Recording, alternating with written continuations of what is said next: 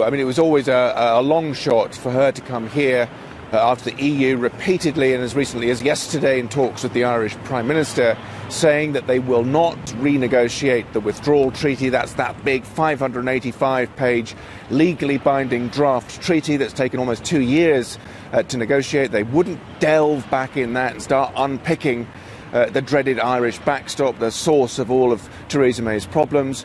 And guess what? Here today again, after talks with Theresa May, they said they would not be doing that. Was it a complete disaster? No, not really.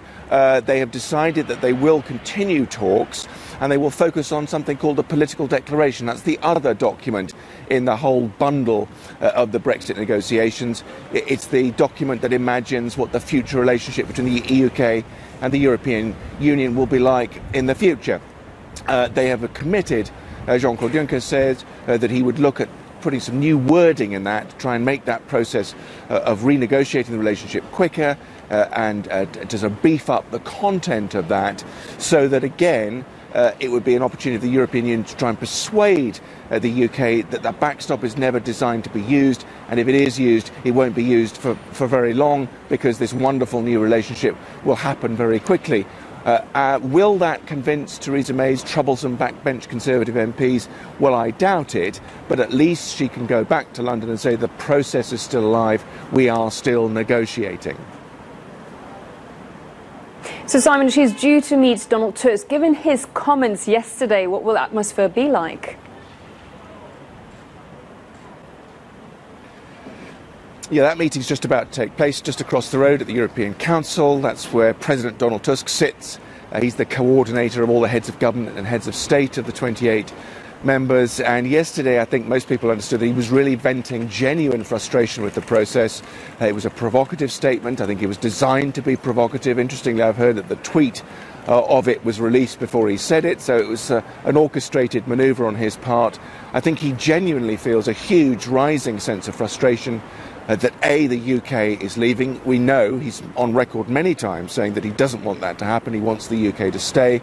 And B, that the process has got so bogged down and is becoming acrimonious and stressful because time is running out and everyone wants to try and avoid the dreaded no-deal crash out. So I think it's genuinely a venting of his emotions there. It wasn't diplomatic. I don't think it'll help, but I think we can guarantee that there's a smile and a nice photo of the two, Theresa May and he, trying to make it up. Whether he has any more to give Theresa May, I doubt very much, but I think we'll see some attempt to try and reassert diplomatic niceties to try and convince us, even if we don't necessarily believe them, that it's business as usual and that these talks can go forward. But I think it was a blip, and we'll see an effort today to try and put that right. Thank you very much for that. There's Simon McGregor live in Brussels for us. And now let's cross to London in front of Westminster's Sarah Morris. Sarah, so Theresa May is supposed to put her deal to a vote in Parliament next week. But if she returns from Brussels empty-handed, will that vote still go ahead?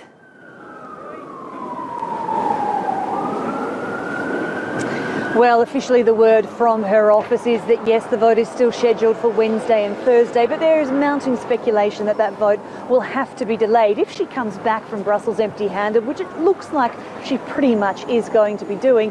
Then the deal she's putting to a vote is essentially just the same deal that was voted on in January. That went down by an historic margin. There's no reason to imagine it wouldn't happen again, that it wouldn't be voted down by a large margin again. So if she does delay the vote, that gives her a bit of time to go off and do some more negotiating, as you heard Simon say there. Have a look at some of the wording in the secondary document there. See if she can do some tweaks that might just get her deal over the line here in the UK. The other thing, of course, delaying having that vote does is it gives her a little bit more play, or power play if you like, because the closer we get to Brexit, the more likely it is it'll be a no-deal Brexit, and that is scary for a lot of politicians, and those ones who are spooked might just vote for her deal, even if they don't like it, because they think her deal is better than no deal.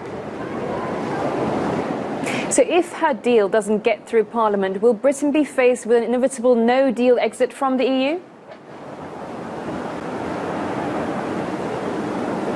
Well, that's certainly growing more and more likely, I think, by the day. However, you have to admit that on both sides here, both the European and the UK sides, there really isn't much of an appetite for a no-deal Brexit and the chaos that that would bring.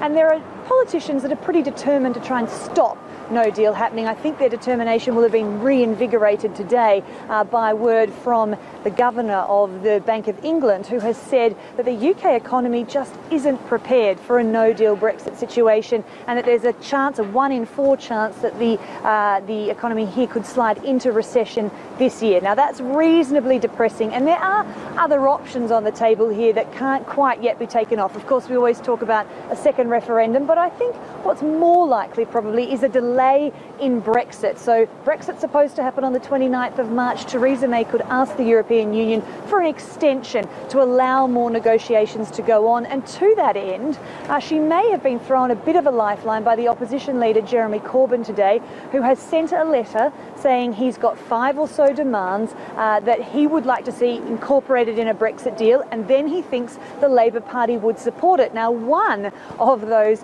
demands, if you like, is that in whatever deal comes together, that the UK remains in a customs union with the European Union and also remains somewhat aligned to the single market. Now, if that happened, you wouldn't need the backstop Simon's been talking about, because there wouldn't need to be customs checks. But I don't say this is easy, because you have to admit there'll be plenty of hardcore Brexiteers who will look at that and say they can't vote for that, because really, if you're still in a customs union with the European Union and you're still aligned on the single market, then have you left the European Union at all? Many people say there's no point doing that. That would be Brexit in name only, and it wouldn't necessarily pass in Parliament either.